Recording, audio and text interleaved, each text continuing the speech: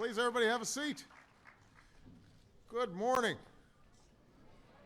I have my two trusty assistants here, Malia and Sasha, for one of the most important duties that I carry out as president. Before everybody heads home for Thanksgiving, there is one official duty. I am sworn to uphold as the leader of the most powerful nation on earth. Today I have the awesome responsibility of granting a presidential pardon to a pair of turkeys. Now, for the record, let me say that it feels pretty good to stop at least one shellacking this November.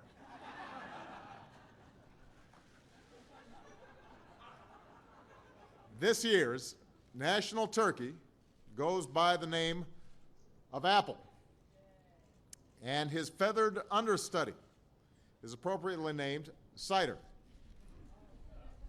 They are being presented today by the chairman of the National Turkey Federation, Hubert Envia, and I want to just point out that Hubert seems very comfortable with that turkey. As well as the man who helped raise and handle them since birth, Ira Brister. Where's Ira? There's Ira. Give Ira a big round of applause for raising such outstanding turkeys. I want to thank you both for joining us here at the White House. Now, Apple and Cider came to us from the Foster Farms Wellsford Ranch, just outside of Modesto, California. Out of about 20,000 turkeys born at Foster's Farm this summer, 25 were selected for a final competition that involved strutting their stuff before a panel of judges with an eclectic mix of music playing in the background. It's kind of like a turkey version of Dancing with the Stars, except the stakes for the contestants was much higher.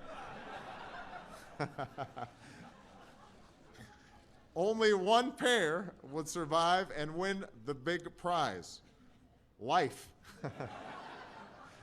and an all-expenses-paid trip to Washington, where they've been living it up on corn feed at the W Hotel. The W Hotel's really been putting them up. It's great advertising. Makes you want to stay at the W. And after today, Apple and Cider will spend their retirement at the same beautiful place our first president spent his, Mount Vernon, Virginia. So later this afternoon, our family will also deliver two turkeys who didn't quite make the cut to Martha's Table, which is an organization that does extraordinary work helping folks who are struggling here in D.C. And I want to thank the good people at Jandel's Turkey Farm in Orfield, Pennsylvania, who've now donated these turkeys 2 years in a row. Now, this, of course, is what's truly meant by Thanksgiving, a holiday that asks us to be thankful for what we have and generous to those who have less. It's a time to spend with the ones we love and a chance to show compassion and concern to people we've never met. It's a tradition that's brought us together as a community since before we were a nation, when the ground we're standing on was nothing but wilderness. Now, back then, the simple act of survival was often the greatest blessing of all. And later, President Lincoln declared the first national day of Thanksgiving in the midst of the Civil War. During the depths of the Great Depression, local businesses gave donations and charities opened their doors to families who didn't have a place to celebrate Thanksgiving. In times of war, our military has gone through great lengths to give our men and women on the front lines a turkey dinner and a taste of home. So in America, we come together when times are hard. We don't give up, we don't complain, we don't turn our backs on one another. Instead, we look after one another, and we pitch in, and we give what we can. And in the process, we reveal to the world what we love so much about this country. That's who we are, and that's who Thanksgiving reminds us to be. So I hope everyone takes some time during this holiday season to give back and serve their community in some way. And I also want to take a moment to say how grateful I am to the men and women who are serving this country bravely and selflessly in places far away from home right now. You and your families are in our thoughts and in our prayers, and you make me so very proud to be your Commander-in-Chief. So on behalf of Michelle, Sasha, Malia, and myself, I want to wish everybody a wonderful and happy and safe Thanksgiving.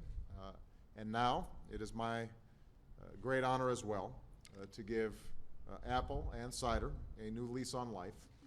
So as President of the United States, you are hereby pardoned from the Thanksgiving dinner table.